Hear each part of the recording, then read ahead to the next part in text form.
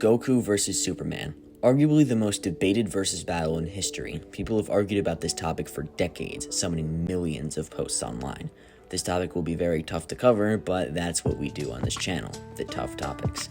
I'm going to be breaking down this absolute behemoth of a battle, and fair warning, this will most likely be one of my longer videos, so buckle up. I'm going to be using the two main versions of Superman for this video, the post-crisis version and Golden Age Superman. I will be scaling these two against the two main versions of Goku, GT Goku and Super Goku. Let's start with the new versions, post-crisis Superman versus Dragon Ball Super Goku. Supes first. Strength and attack potency. Now, Superman has a lot of feats, and I mean a lot, so I won't waste your precious time with lower end feats, and I'll instead jump to his best. In the following scans, Lex Luthor absorbed Phantom Zone radiation, which gave him enormous power. He even states that his power extends across the entire universe, and even later makes the claim, "Infinite power is mine." This brings Lex to high universal scaling in this battle, and Superman later destroys him, ridding him of his infinite power, bringing his power to a high universal level as well. Here, Superman is shown lifting a book containing infinite pages with the help of Shazam, another high universal feat. Superman managed to lift Spectre off the ground, whose body is stated to contain eternity itself. And as the comic states, eternity is pretty heavy. That's another high universal feat for Supes. He was also able to fight off Nebula Man, who is a living universe. I think you're beginning to understand. Post-Crisis Superman is very consistent with his universal to high universal feats. In fact, there's over 50 of them. Now we can move on to speed. Superman was able to escape from a double black hole. It's stated that he did this by moving beyond the speed of light.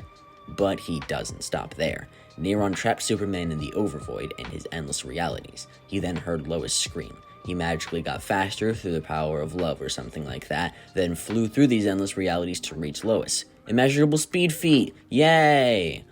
Now for durability. Superman was able to tank the explosion of Imperiex Prime, who is capable of destroying a universe. In conclusion, post-crisis Superman has a universal to high universal attack potency and durability, with immeasurable speed to back it up. Now we're going to be scaling the main version of Goku, Dragon Ball Super. Any returning viewers know exactly how I scale Super Goku, but I'll still restate my scale for any newcomers. I'll leave a timestamp on the screen for when I move on to the results for anybody who already knows everything I'm about to say. Attack potency. In the Battle of God's Arc in Dragon Ball Super, Beerus and Goku clashed fists, which sent shockwaves across the entire Universe 7 macrocosm, endangering the entire thing. And this is no low-end feat. I'm going to scale the macrocosm to calculate exactly the extent of what he was threatening. Pause to read scans. In the Dragon Ball Daizenshuu, the living world of Universe 7 is stated to be infinite in size. The Demon Realm is stated to be the other side of the same coin as the living universe, as it is a parallel version of it where magic has more sway than science, and to be parallel to infinity, it must also be infinite. That finishes the bottom half of the macrocosm. Now let's get to the top, the afterlife. There is Heaven, which is a single planet within the afterlife, which is stated to be the same size as the living universe, making it infinite. Then there's Hell, which is said to be bigger than Heaven, making it also infinite. Then there's the Kyle Realm, which contains Heaven, and to contain infinite, it must also be infinite. Then there's Enma's Realm, which is the waiting point between Heaven and Hell, and is also equal in size to both, infinite. By the way, the entire top half of the macrocosm is dimensionally transcendental of the bottom half. Then lastly, there's the Kaioshin Realm, which orbits around the entire macrocosm and is stated to be 1/10 the size of it. And if you divide infinity, you still just get infinity, so the Kaioshin Realm would also be infinite. I hope you've been noticing the top left of your screen, as that number 7 is very important. I've just counted 7 canonical levels of infinity within the Dragon Ball universe, and if you don't believe me like some of the commenters on the last episode, just read the Daizenshuu Guidebook yourself. I'll leave a link in the description.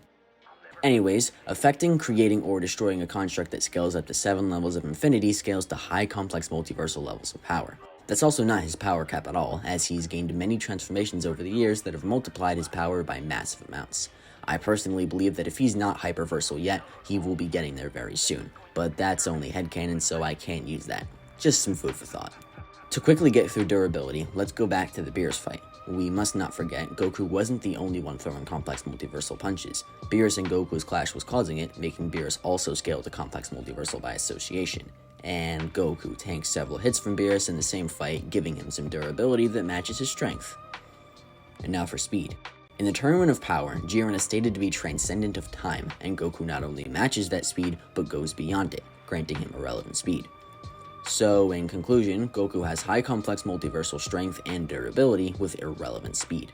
This puts Goku way far above post-Crisis Superman, but that doesn't mean the fight's over. There's still another battle to be had.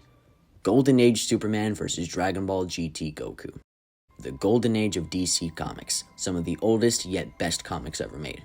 This era of Superman and DC as a whole paved the way for what comics and superheroes are today, and it also paved the way for some super cool scaling.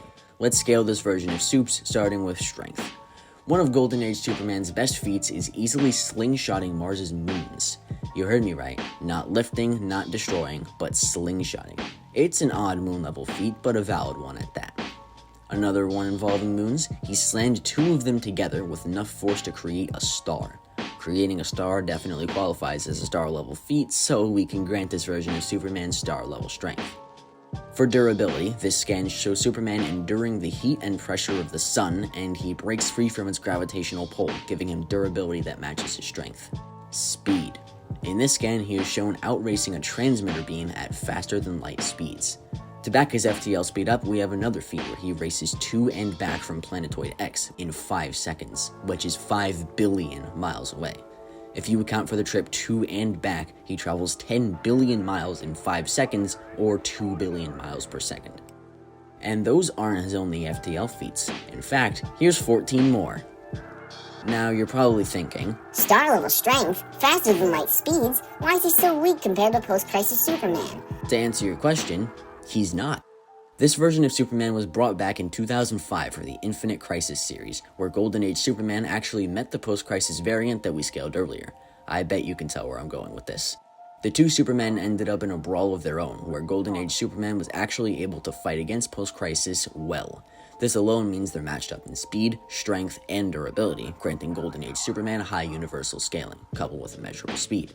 And if that's not enough of a high universal feat, their fight was actively rewriting timelines and destroying the space-time continuum. This brings Golden Age Superman to a universal to universe plus level strength and durability with irrelevant speed to back it up. Now it's time to see if GT Goku can match that. GT Goku's first massive strength feat came in the Baby Saga, where he used the Kamehameha attack to destroy an infinitely sized dimension in base that gets into high universal level. But his strength doesn't stop there. He later gets trapped in Hell along with Frieza and Cell, where he began to charge up for a fight. When doing this, he mistakenly shook all of Hell along with Enma's realm. In doing this, he shook 2 infinitely sized constructs, which gets him to low complex multiversal. I did say that was only a universal feat in my Dragon Ball GT vs Dragon Ball Super video, but I've recently become far more educated on the cosmology, and I now admit my faults. And durability is quite obvious. If Goku was low complex multiversal by accident, he was certainly outputting the same amount of power to his enemies. And several of them could tank hits, meaning they're all complex multiversal as well, and Goku tank hits from them. You get the point. Low complex multiversal durability. And now for his speed, this is Goku's most disappointing category. I really want to give GT Goku speed feats faster than this, but he's just slow. In this scan, Goku is shown punching Super 17 across the planet and then flying the same distance in mere seconds to continue the fight, getting him faster than light speed. So to conclude the GT Goku scale, he's low complex multiversal with faster than light speed. Now to put him against Golden Age Superman. Goku severely outscales Golden Age Superman, and it's not even close. If Superman was able to land a hit on Goku, it simply wouldn't affect him because of the massive difference in scaling between high universal and low complex multiversal strength. Now, you're probably thinking back to Superman's irrelevant speed feat. You're probably thinking, well, Superman could just speed blitz Goku, right? No. That irrelevant speed feat is just his travel speed, and it was with like an emotional amp. He has never done that besides then. His actual combat speed is at faster than light speed. I get this from the collection of speed feats I showed you earlier when he intercepted a lightning bolt that was moving beyond the speed of light by striking it.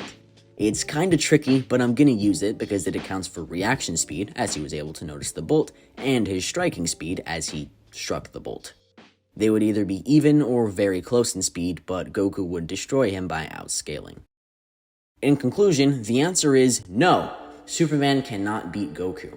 And before you start commenting about these guys, No, they will not be in the video, as they're overpowered special versions of the character.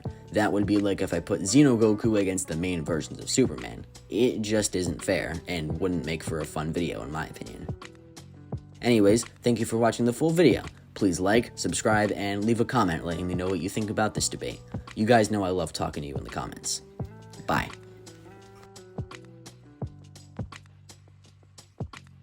Next time on Can They Beat Goku? The fastest hedgehog in fiction faces off against the Super Saiyan himself. This episode releases on December 10th, so make sure you're subscribed with post notifications on so you don't miss it.